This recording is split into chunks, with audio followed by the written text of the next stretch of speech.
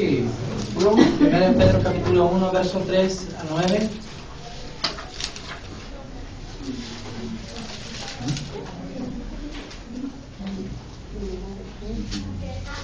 Primera de Pedro capítulo 1.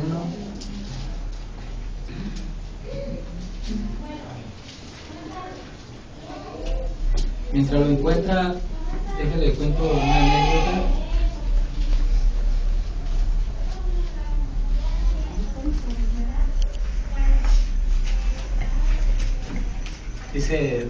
Dicen que había un chiste tan malo, pero tan malo, que le pegaba a los chistes pequeños.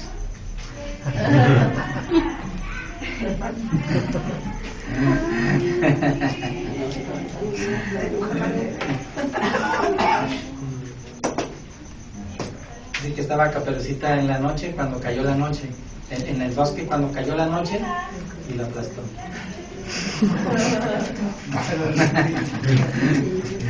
Está chistoso, está muy tierno eso.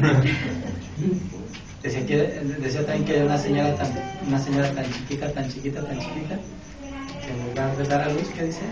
Estaba chispita. Está bien. Son puros tiernos, ¿está bien? Primera de Pedro, capítulo 1, verso 3 al 9. Ya lo tiene, dice así. Bendito el Dios y Padre de nuestro Señor Jesucristo, que según su grande misericordia nos hizo renacer para una esperanza viva por la resurrección de Jesucristo de los muertos, para una herencia incorruptible, incontaminada e inmarcesible, reservada en los cielos para vosotros, que sois guardados por el poder de Dios mediante la fe, para alcanzar la salvación que está preparada para ser manifestada en el tiempo postrero, en el cual vosotros os alegráis, aunque ahora, diga conmigo, aunque ahora por un poco de tiempo, si es necesario, diga, si es necesario, tengáis que ser afligidos en diversas pruebas, para que sometida a prueba vuestra fe, mucho más preciosa que el oro, el cual aunque perecedero se prueba con fuego, sea hallada en alabanza, gloria y honra cuando sea manifestado Jesucristo, a quien amáis sin haberle visto, en quien creyendo, aunque ahora no lo veáis, os alegráis con gozo inefable y glorioso, obteniendo el fin de vuestra fe, que es la salvación de vuestras almas. Padre, en el nombre de Jesús, en esta preciosa tarde, Señor, gracias. Señor, no hay palabras para expresarte tu presencia aquí, Señor. No hay palabras para expresarte, Señor, cuán contentos, cuán alegres estamos de que tú estés aquí en esta noche. Señor, en esta tarde, Señor, será predicada, Señor, tu palabra, Señor. Tu palabra es bendita. Y te ruego, Señor, que me ayudes. Te ruego, Señor, que toques mi mente, mis labios y mi corazón, para que solamente edificación, bendición salga de mis labios en esta noche, Señor. Me pongo en tus manos, bendito Señor, y reconozco, Señor, que soy ineficaz para predicar, pero con tu ayuda, Señor, todo lo puedo en el nombre de Jesús. Padre, te agradezco por tu bendita oportunidad que me das una vez más de estar aquí, una vez más de que estén mis hermanos. Aquellos que hoy no pudieron, bendíceles. Aquellos, Señor, que aún, Señor, no han sido tocados, nuestros amigos y familiares, Señor, les tenemos reservado un lugar. En el nombre de Jesucristo de Nazaret. Te alabo, te bendigo. Sí, ahí con sus ojos cerrados. Ahí con sus ojos cerrados. Oh, Sandala Baba,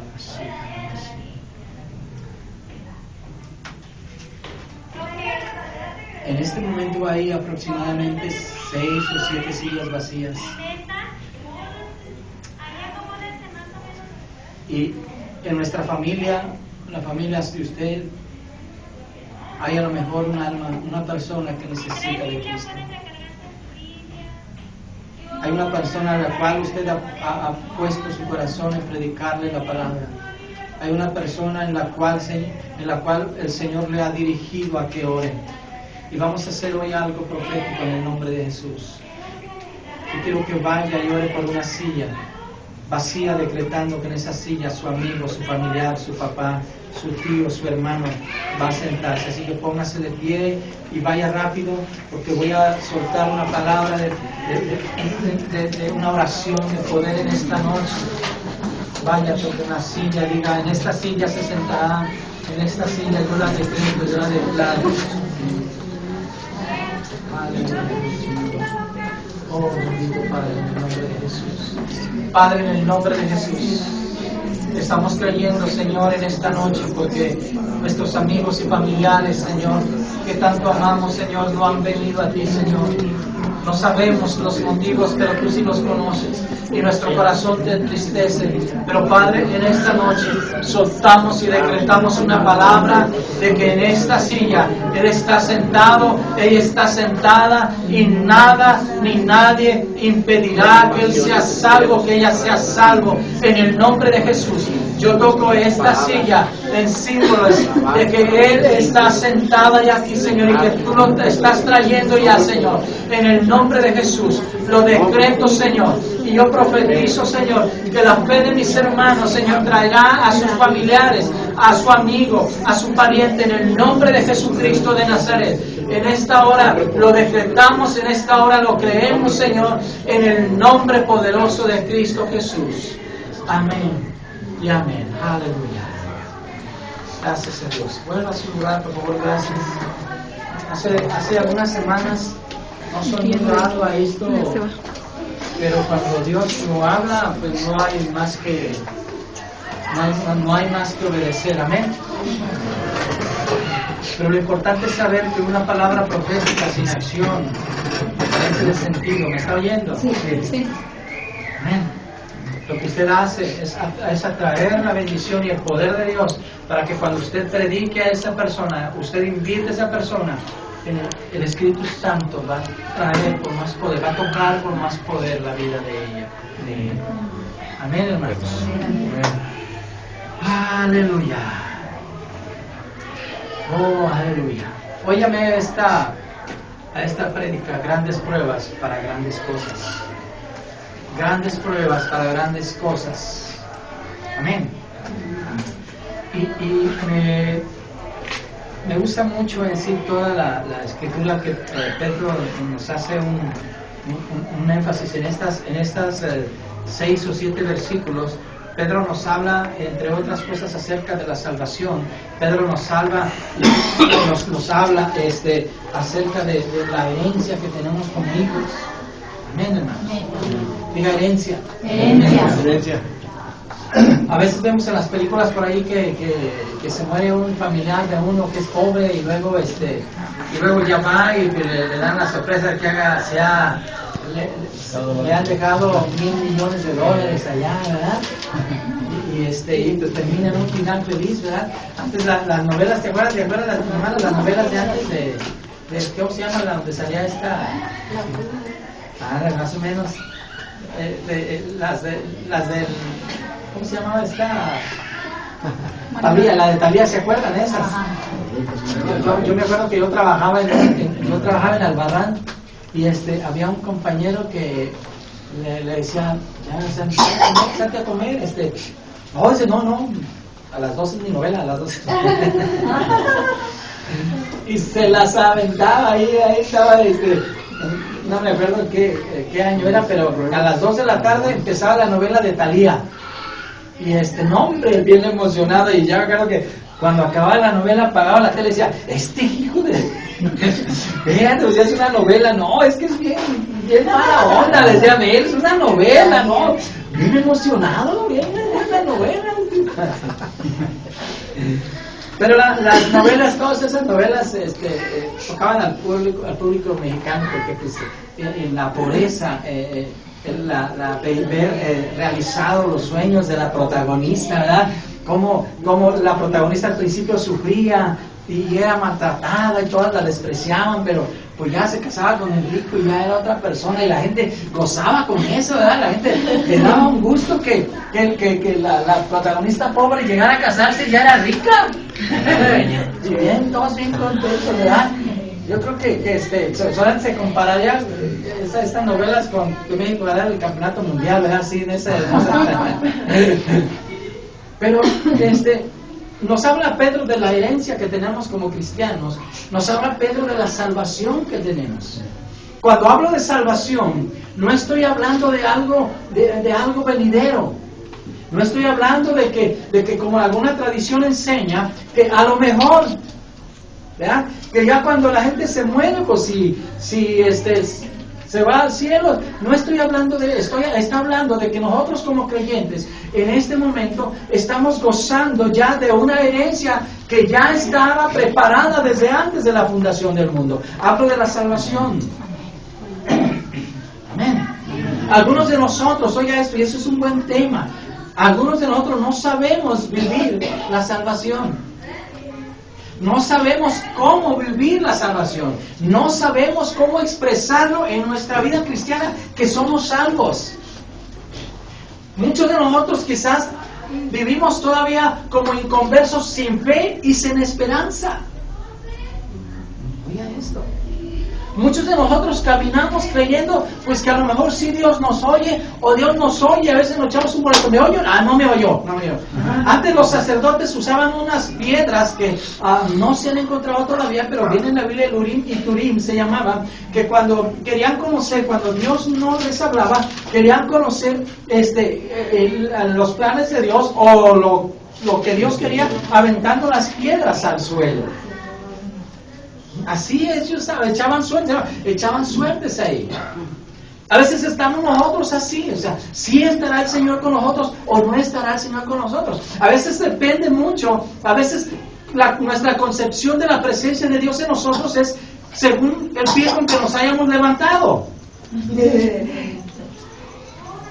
A veces nos levantamos con un dolor de cabeza y decimos: ay, Dios hoy no está conmigo. Y empezamos a caminar en el día como si Dios no estuviera con nosotros. ¿No les ha pasado así? A veces vivimos y caminamos y a veces pensamos que como despertamos nosotros, así despertó Dios, sin ganas de escucharnos. Y como Dios no tiene ganas de escucharnos, pues nosotros menos de hablarle, ¿verdad? A veces olvidamos, ese es un punto, a veces olvidamos también que tenemos que tener un tiempo con nuestro Dios. De eso se trata la salvación. Nosotros tenemos ya un Dios, tenemos un Padre Celestial, tenemos a un Padre que nos oye, tenemos a un Padre que sabe nuestras necesidades, pero que quiere que cada día le damos el besito de buenos días, el besito de buenas noches, porque es nuestro Padre Celestial. La Biblia dice que si nosotros no nos hacemos como niños, no podemos entrar al reino de los cielos. Un buen tema. Es un buen tema para nosotros como creyentes. ¿Cómo estamos viviendo entonces la salvación? No sabemos vivir la salvación. ¿Cómo tenemos que practicar la salvación? ¿No? La Biblia dice que nosotros estamos en la tierra estamos todavía en la tierra porque tenemos ya una morada celestial, pero tenemos planes aquí. Dios tiene planes para nosotros. Mi pregunta en esta noche es: ¿cómo vives tú tu salvación? Ahora, como tú amas tu salvación, como tú quieres tu salvación, es la manera en que tú testificas a otros. Hoy estoy hablando con un amigo pastor ayer, y él me decía: Arturo, fíjate que todo lo que pasa en nuestro México pudiera ser culpa de X o Z persona. Pero ¿qué parte tenemos los creyentes en esto? ¿Qué parte nosotros en el hecho de predicar el Evangelio a esas personas que hacen maldad todos los días? ¿Cuánta responsabilidad, hermano? Y yo le animo, yo le motivo como pastor, como iglesia también: predique la palabra de Dios. Hable la palabra de Dios. No se conforme con su situación, no se conforme con usted ser salvo solamente. Invierta tiempo, invierta dinero, invierta esfuerzo en ganar una persona, hermano. Amén. Si usted oiga esto, muchas veces, muchos creyentes, hermano, su vida cristiana carece de sentido porque no se han metido en la obra de Dios, no se han metido en los planes de Dios, en la visión de Dios para el mundo. Y muchos creyentes están entretenidos solamente en sus propios problemas. Es bueno, pero también, escúcheme esto, cuando usted empieza a trabajar en los planes de Dios, Dios empieza a trabajar en los de usted. Cuando empieza usted a trabajar en la obra de Dios, Dios empieza a trabajar en su obra. Cuando usted le dedica esfuerzo y tiempo a lo que Dios quiere, Dios va a dar esfuerzo y tiempo a lo que usted quiere. Así son los planes de Dios. No tenemos que vivir ignorando lo que pasa a nuestro alrededor, sin abrir nuestra boca para predicar el Evangelio. Necesitamos predicar el Evangelio. Hace meses yo escuchaba testimonios de ustedes acerca de predicar el Evangelio. ¿Qué ha pasado con esos testimonios?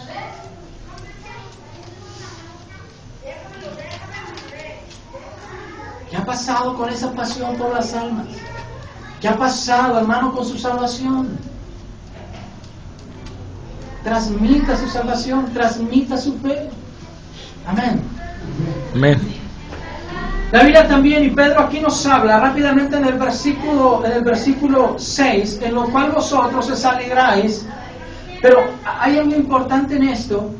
En el verso 5 dice que sois guardados por el poder de Dios. Mire, escuche esto y vea esto. Dice la Biblia que somos guardados, que su vida es guardada por el poder de Dios. Si lee aquí.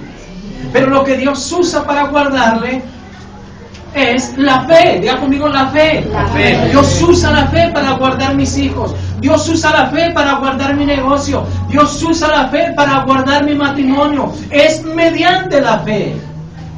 ¿Escuchó esto? Cuando usted empieza a moverse en fe, Dios empieza a mover el poder a través de esa fe. Es lo que dice aquí. Dios tiene poder. ¿Está conmigo? ¿Cree usted eso? Que Dios tiene poder. Y a veces decimos, Señor, mueve tu poder hacia mí, mueve tu poder hasta esa situación. Pero hermano, cuando decimos, yo creo que Dios tiene poder, yo creo que Dios tiene poder, yo creo que Dios puede hacerlo y Dios lo va a hacer, entonces ese poder es llevado a través de la fe a su necesidad. ¿Escuchó esto? Es lo que dice el verso 5. Ahora, dice, en lo cual vosotros, estoy en el verso 6, en el cual vosotros os alegráis, os alegramos. Dice, aunque, diga conmigo, aunque, lo había dicho hace ratito, aunque, ahora, miren, algunos de nosotros, si no es que todos de nosotros, estamos pasando pruebas.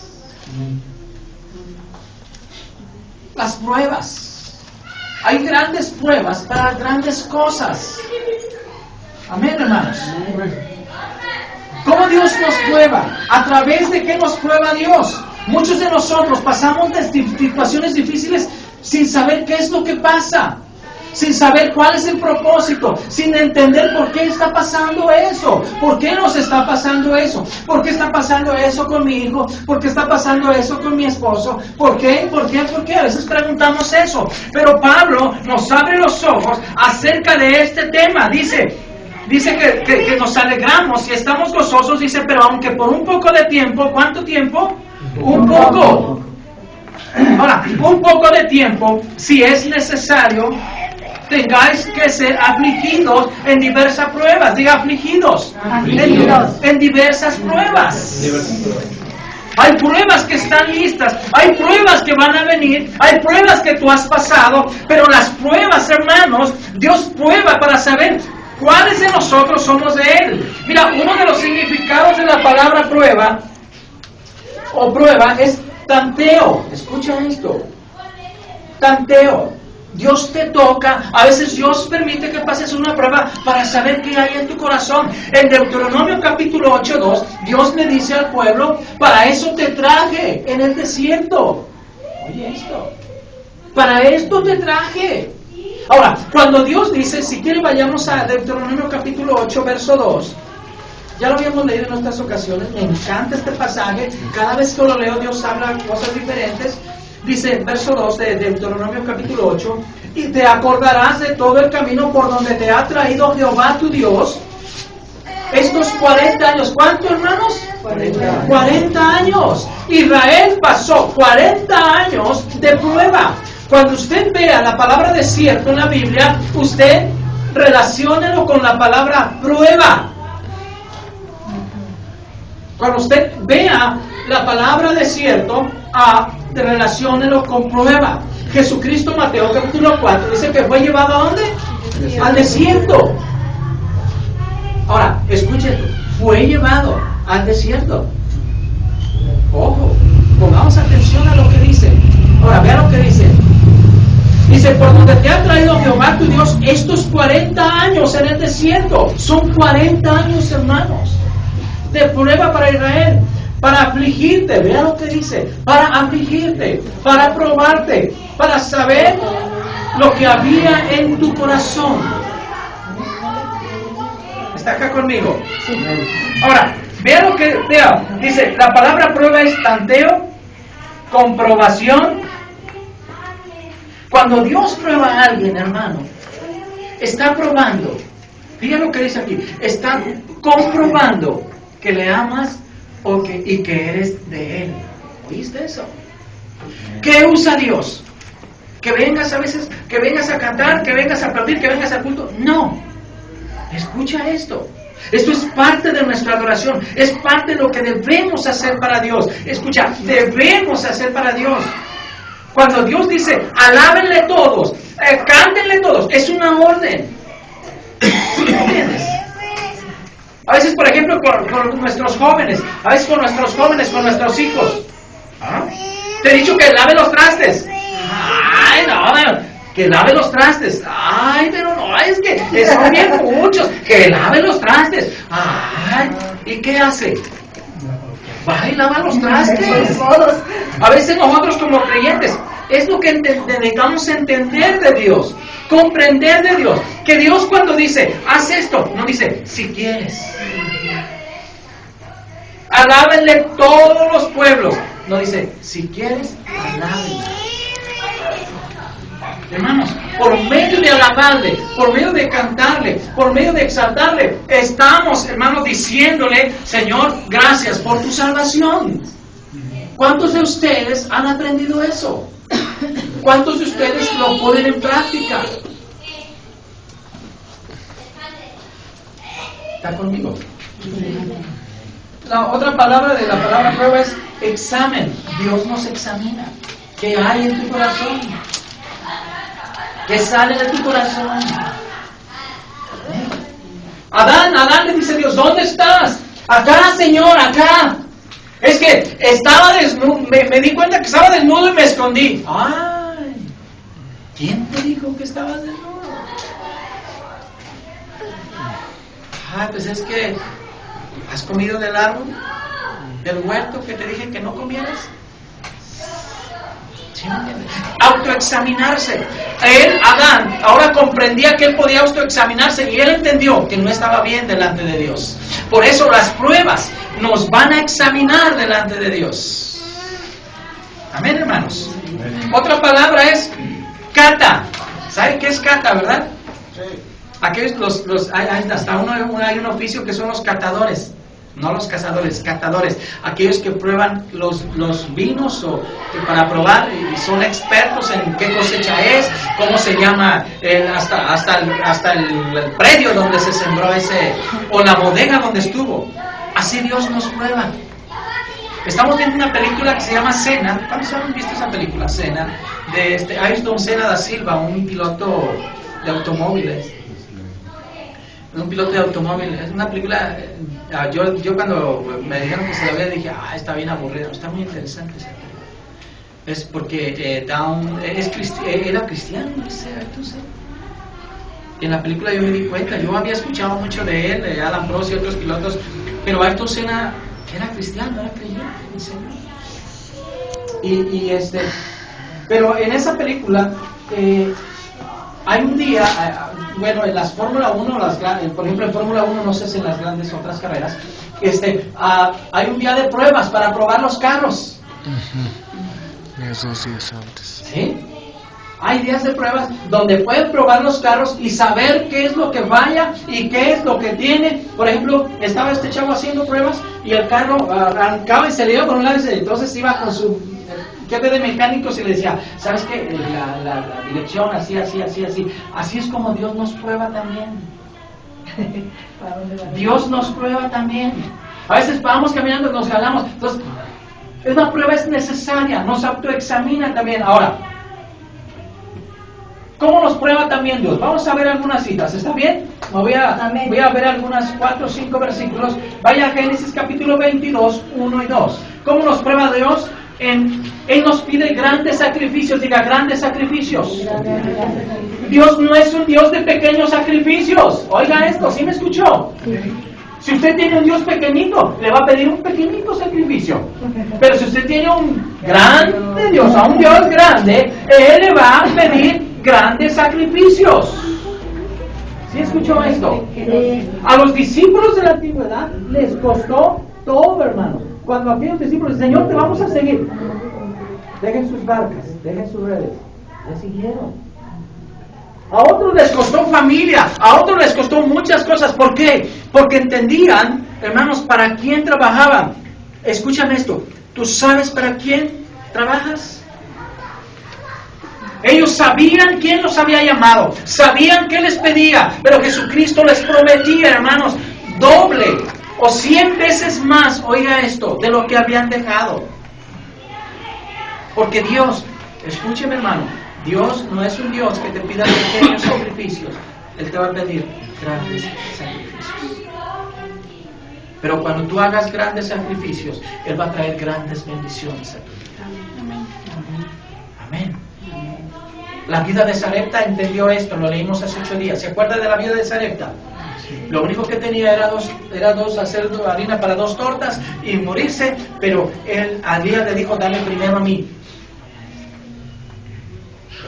Y cuando él entregó eso, entonces dice la Biblia que ni el aceite ni la harina, a través de los años, el resto de su vida le faltó.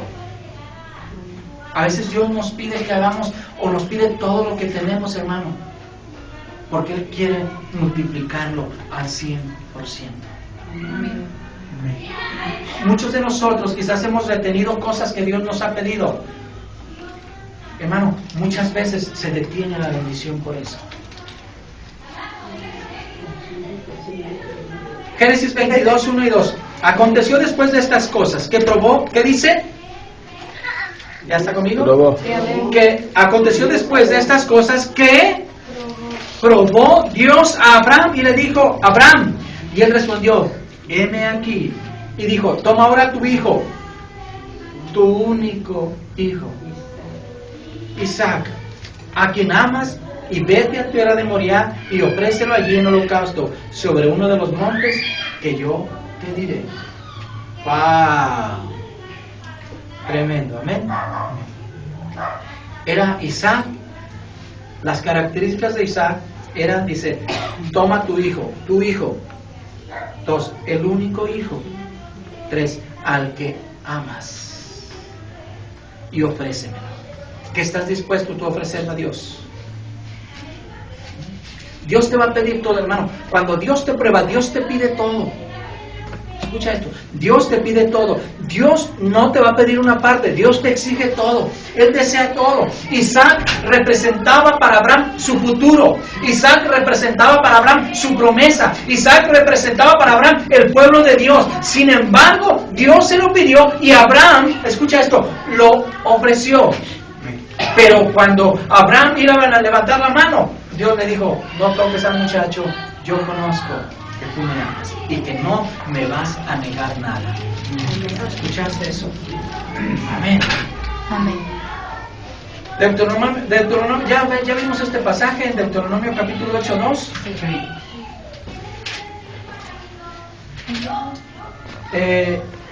Sí, ya lo leímos, ¿verdad? Sí. Vaya otra vez, por favor, ahí.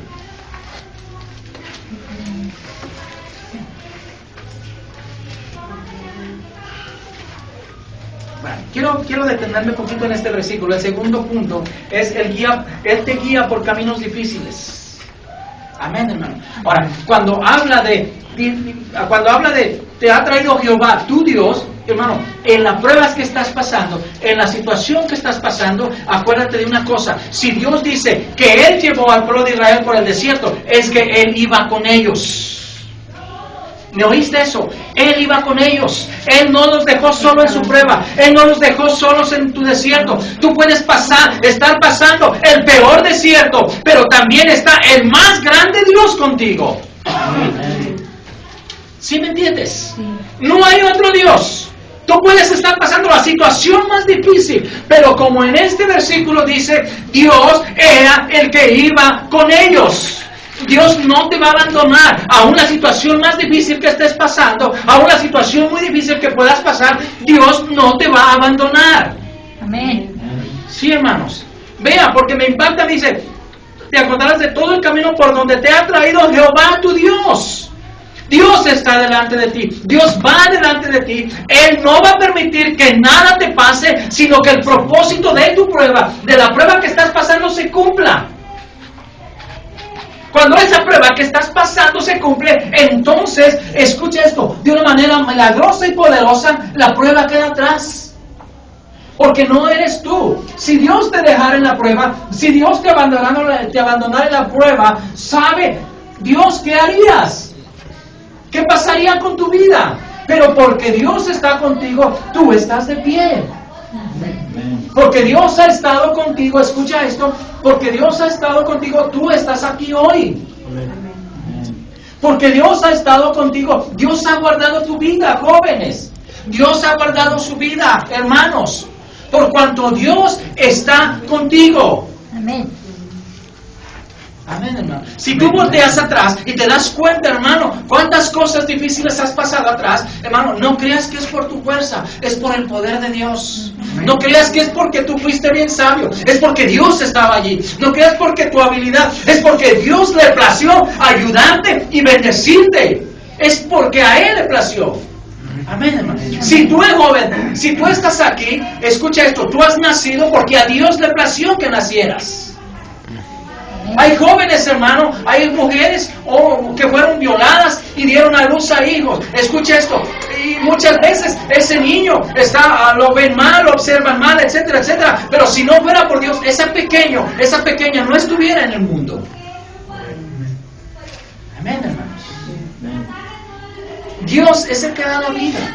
Por eso, muchos de nosotros, los jóvenes, tenemos mucho cuidado en nuestra vida, porque pensamos, a veces en nuestra edad, que podemos comernos el mundo. Pero nuestro corazón empezó a latir cuando no queríamos, y va a dejar de latir cuando no queramos. No desperdiciamos el tiempo que Dios nos ofrece. No desperdiciamos el tiempo que Dios dice, ven, hijo mío, camina por mis caminos, sígueme. Escucha esto, cuando Dios da un consejo, sobre todo a jóvenes, es porque Él tiene cosas grandes para ti. Es porque Dios tiene preparado ya tu futuro, porque ya tiene preparado tu esposa. Pero cuando caminas con Dios, Dios acomoda tu vida futura. A veces como adultos hay muy pocas cosas que hacer, pero el corazón de un joven, escucha esto, cuando un joven le entrega su corazón a Dios y le da permiso que Dios sobre en él, entonces los caminos de Dios, los caminos del joven, Dios los empieza a preparar, Dios los empieza a acomodar de una manera maravillosa. Yo en mi vida es cierto que he visto jóvenes que han desperdiciado su vida, pero he visto otros jóvenes que en situaciones difíciles o con las mismas tentaciones que todos ustedes, hermanos, prevalecieron en el Señor y ahora Dios los usa de una manera maravillosa y poderosa. El hermano Gabriel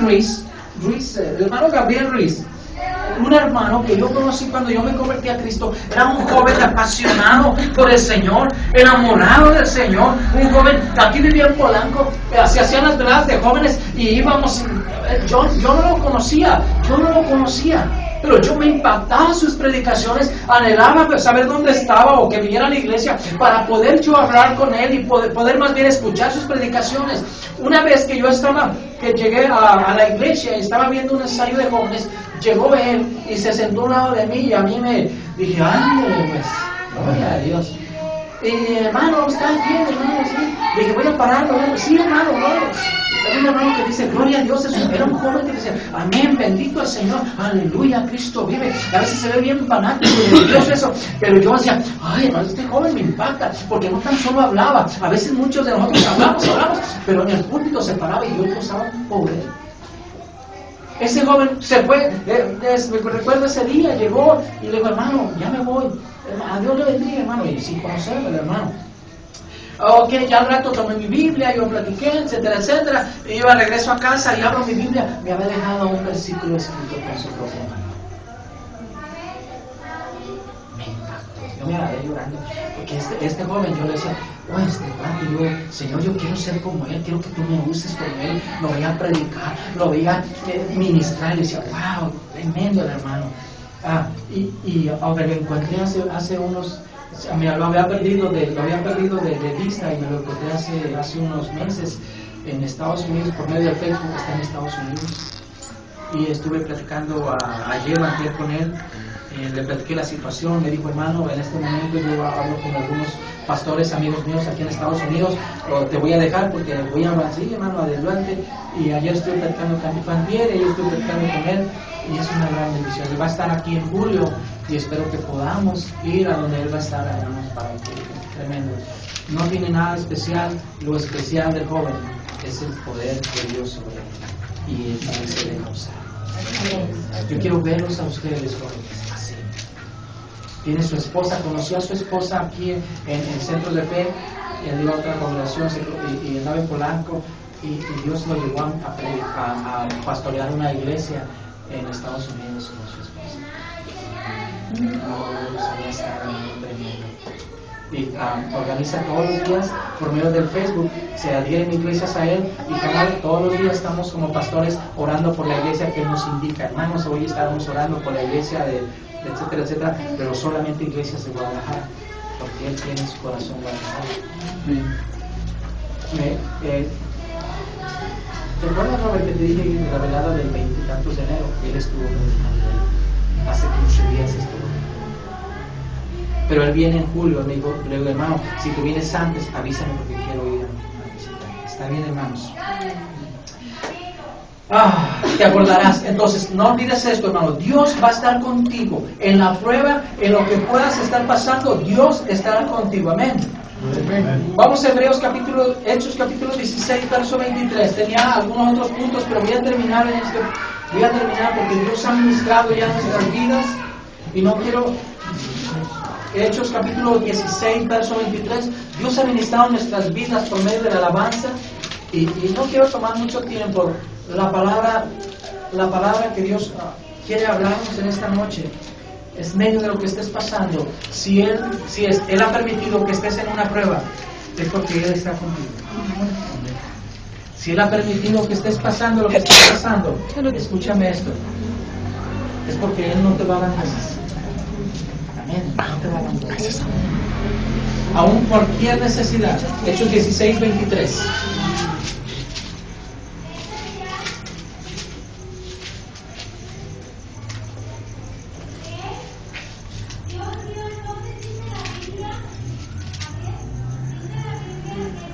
Ya lo tiene, habla de Pablo y Silas. Dice verso 23, después de haberles azotado, yo creo que a mí en lo personal me gusta mucho el libro de los Hechos. El libro de los Hechos, para su mayor conocimiento, es un libro que no tiene punto final. Es un libro que continúa, porque es la historia de la iglesia de Cristo. Y la historia de la iglesia de Cristo todavía está en la tierra. Así que ese libro todavía no termina. Ese libro, cada parte del libro de los Hechos, lo escribimos nosotros con nuestra propia vida. La Biblia de los Hechos nos narra la iglesia naciente del Señor Jesucristo, con Pablo, con Pedro, Silas, Bernabé, etcétera, etcétera, la vida de ellos. Pero Dios quiere, cuando tenga punto final el libro de los Hechos, tu vida cristiana sea escrita también. ¿Qué estás escribiendo, hermano? ¿Cómo va tu vida? ¿Qué hay que escribir? ¿Qué hiciste? ¿Qué has hecho para Cristo? Amén, hermano. Después de haberles azotado mucho, les echaron en la cárcel, mandando al carcelero que los guardase con seguridad, el cual, recibido este mandamiento, los metió en el calabozo de más adentro y les aseguró los pies en el seco. Diga, pero, Dios usa mucho esa palabra. Cuando usted lea la Biblia, se va a encontrar con esa palabra pero. La palabra pero es la Biblia va en una dirección, la historia va en una dirección, y la palabra pero detiene y gira en otra dirección. Dice la Biblia que estaban siendo azotados, que los metieron en la cárcel de más adentro, les aseguraron los pies en el cepo con cadenas, eran cadenas que estaban pegadas al mismo concreto o a la misma barda, sus pies. Algunos películas nos narran que sus manos pegados así, sus pies también, podría ser. Otro es que solamente sus pies pegados al piso, podría ser también. Pero lo que sí es que ellos estaban, aparte de haber sido azotados y tener guardia especial, y estaban en la cárcel, sus pies eran asegurados con este tipo de cadenas. Pero la historia no va así. Por eso, hermano, cuando todo vaya bien, cuando todo vaya mal en tu vida, cuando parezca que hayan nubarrones, escucha esto, hay un pero en tu vida. Hay un pero, Dios pone ese pero. Tú estás sufriendo, el hermano está así, el hermano está acá, está sufriendo, hay necesidades económicas, tiene problemas financieros, está luchando con una enfermedad, pero, escuche esto, el pero cambia la historia, el pero le da un giro a la historia aquí es diferente. Dice, pero a medianoche, orando Pedro y Silas, Pablo y Silas, se fija, hermanos, cómo ese pero ahora cambia la historia. No estaban llorando, no estaban, ¡hey! ¡Alguien me oye! ¡Sáquenos de aquí! ¡Hey! Dice, pero a medianoche, imagínense, hermano, orando Pablo y Silas cantaban himnos a Dios.